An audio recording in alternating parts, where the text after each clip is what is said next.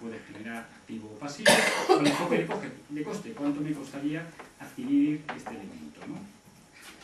Y en cuarto lugar, y con esto cerramos toda parte que afectaría al reconocimiento, los inputs para la valoración. Y precisamente son los inputs donde se pone, a mi juicio, el foco, ¿no? Es decir, lo más importante a la hora de jerarquizar el valor razonable, pues no es tanto el objeto del mercado ni las técnicas, no podría decir, las técnicas podría ser más relevante, bueno, son los inputs. ¿Son observables o no son observables? Si son observables en el mercado, usted no ha podido manipular esos inputs. ¿Qué se va buscando? Pues se va buscando consolidar esa imagen de fiabilidad que estábamos diciendo, legitimar mucho más el valor razonable. Cuando no son observables, usted va a tener que explicarlo además mucho más. Aparte de indicarme cuáles son valores razonables y cuáles no, en los no observables le voy a pedir que haga análisis de sensibilidad por si cambia alguna de sus observaciones o de sus datos utilizados en el modelo. Y finalmente, como ya he adelantado, todos los temas relativos a revelación. Revelación en cuanto a los cálculos.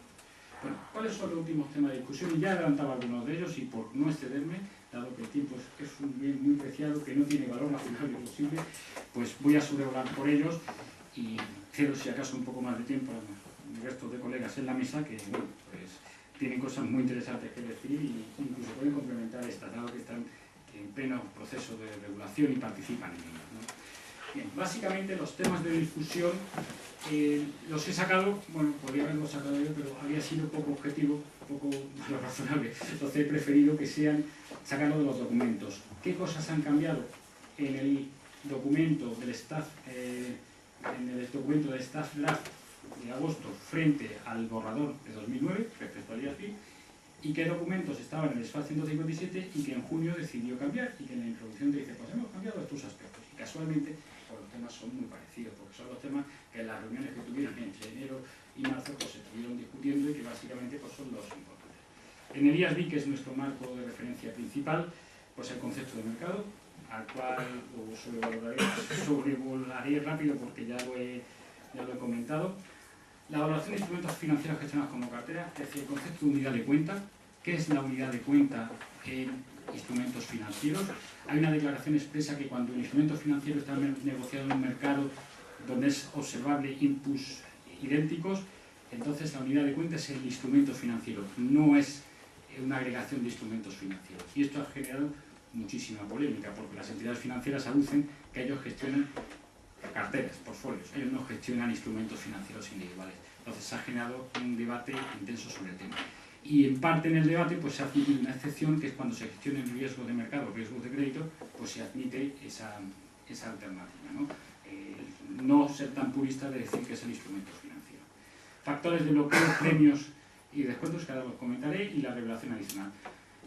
Aspectos en los que se requiere más guía, porque bueno, pues es interesante respecto al borrador, porque el borrador enuncia al principio, pero alguna guía adicional nos ayuda a aterrizar mucho más lo que se quiere hacer. La valoración de pasivos financieros, y yo remito a un documento que hay en la página web del FIVE, escrito por José Morales, miembro del grupo, y que es muy muy interesante a efectos de valoración de pasivos financieros. Por último, los ajustes de valoración. Ahí ven ustedes que bueno, los temas son similares en el texto. Bien, resumiendo, vamos a hablar de mercado, de unidad de cuenta, de aplicación a pasivos financieros, de ajustes a técnicas de valoración, de factores de bloqueo, primas y descuentos y de revelación sobre el cálculo del valor razonable. Sobre el mercado tiene que funcionar en condiciones normales y se supone que previamente a la actividad de venta, y esto aplica a instrumentos financieros no financieros, pues ha tenido el tiempo razonable para poder negociar dicho activo o pasivo. Inicialmente, el mercado que se consideraba en el borrador era el más ventajoso, dado que las entidades pues, tienen una actitud maximizadora, ¿no? Es decir, las entidades siempre van a tratar de vender sus activos en aquellos mercados donde tengan más rentabilidad. Eso parece razonable. Sin embargo, se adujo que había dificultades para seleccionar cuál era el mercado más ventajoso. Por ese motivo, se ha pasado hacia el concepto, o sea, ha cambiado de mercado más ventajoso a mercado principal. El mercado principal, ¿cuál es? El más representativo, eso es lo que se dice en el staff draft que ha emitido el IASB. En el documento estadounidense, el mercado principal es el que tiene mayor volumen de transacciones.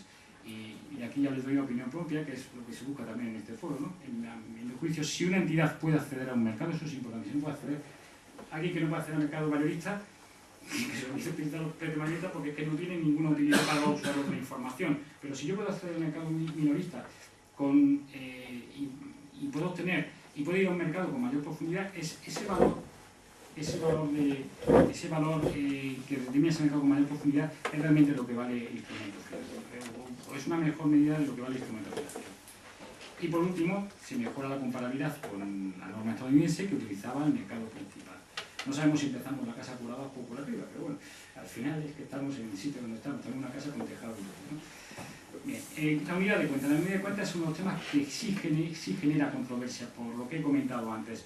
Básicamente los instrumentos financieros, la norma los considera como unidad de cuenta individualmente y sobre todo si cotizan en mercados activos y cotizan esos activos idénticos, entonces se cotiza, su unidad de cuenta es en base individual. El tema del spread, pues eso sí cambia respecto a la NIF 39, no es un spread determinado en función de que sea activo o pasivo, sino que posición compradora, posición vendedora, se coge el más representativo dentro del spread, y se admite una excepción, y es en la posición neta en activos y pasivos, siempre y cuando se estén gestionando determinados riesgos de mercado y riesgos de crédito con entidades concretas,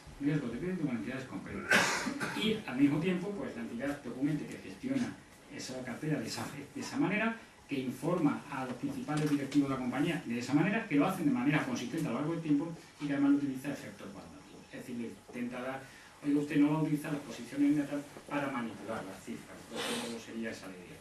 Alguno de los comunicantes en el proceso de comentarios decía, bueno, incluso nosotros podríamos utilizar la banda que me da los spreads para conseguir los mismos efectos, pero bueno, eso al final hace una chapuza, voy a utilizar el spread para intentar conseguir los mismos efectos. Admitimos la excepción porque en el sector financiero la gestión se suele hacer por carteras. La aplicación de los pasivos financieros.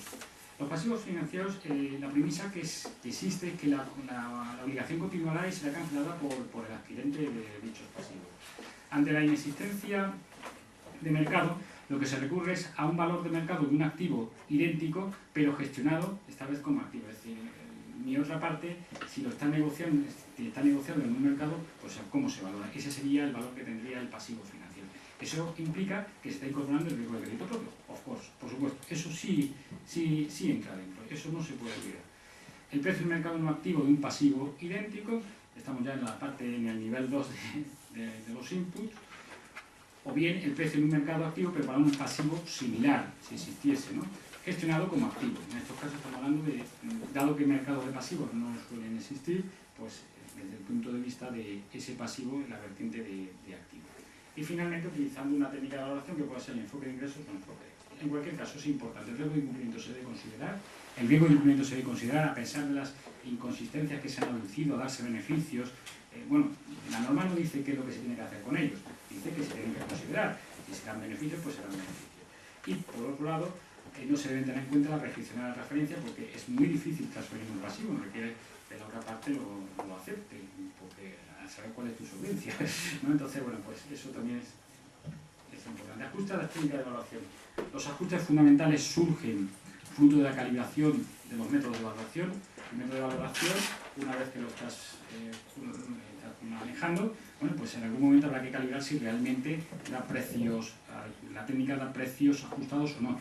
Un momento en el que existe ese momento inicial, en el momento de la transacción había un valor razonable, pues calibras qué es lo que te saldría con el modelo y ahí puedes ajustar la técnica de evaluación, algunos de los ajustes que se pueden hacer a esas observaciones que se hacen en el mercado. Ajustar, estimar el punto más representativo de las posiciones oferta y demanda, que ya he comentado. Ajustes al determinar el riesgo de incumplimiento, tanto el riesgo propio como el riesgo de terceros, y ajustes al valorar la incertidumbre cuando existe un descenso en el nivel de actividad en el mercado, que ya también se comentó en una charla. Factores de bloqueo. Aquí están dos ideas más y ya con esto cierro básicamente. Valoración de las transacciones. Los factores de bloqueo es cuando la entidad tiene una posición tan importante en ese tipo de instrumentos que acuda al mercado que acuda, genera un problema en el mercado y modifica los precios. Bien, ¿la unidad de cuenta cuál es? ¿Es el instrumento financiero individual? Pues por lo tanto los factores de bloqueo no se deben considerar. Si usted quiere venderlos toda la vez, bueno, pues en ese momento la calidad que supone pues que tiene que vender más barato para poder vender todo el paquete. Pero el instrumento per se no tiene ese problema. El problema lo tiene usted como entidad. No es un factor vinculado al instrumento, es un factor vinculado a la entidad. Otra cosa es que dijésemos que todo el paquete es una unidad de cuenta. pero no es eso la posición actual. La posición actual es que es el instrumento financiero. Por lo tanto, eso es un factor de la entidad. Si es un factor de la entidad, no incide en la valoración del valor razonable. Primas y descuentos.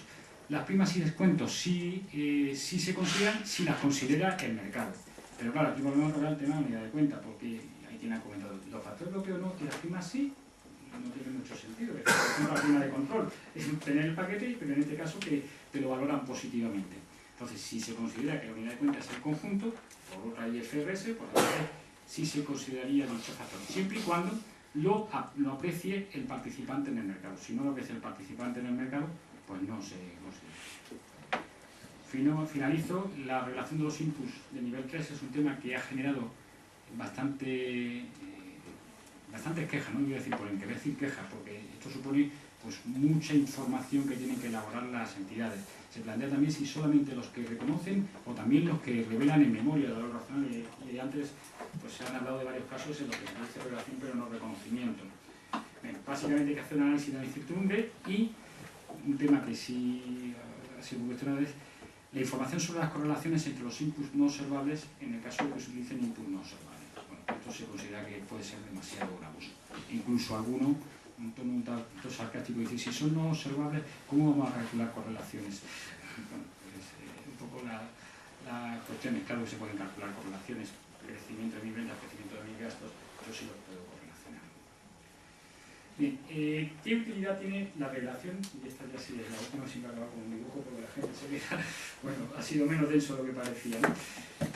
Si se fijan, el primer recuadro de instrumentos financieros, el color verde se considera que es crítica, el color verde es crítica la revelación de información sobre cómo se han hecho los cálculos según el nivel 3, o sea, los que no son observables. Pues bien, en instrumentos financieros es crítica.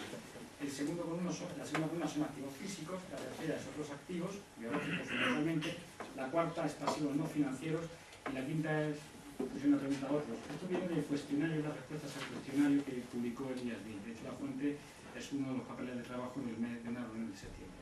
Básicamente, donde este tema es interesante es en el sector financiero, donde están los instrumentos financieros. En esta empresa hay poco de instrumentos financieros, por lo menos reconocen tener poco dinero. Muy bien, pues básicamente el tema de la convergencia con Estados Unidos ya lo he comentado y no voy a decir mucho más. Hay muy pocas diferencias actualmente entre el borrador de norma estadounidense y el documento que saca.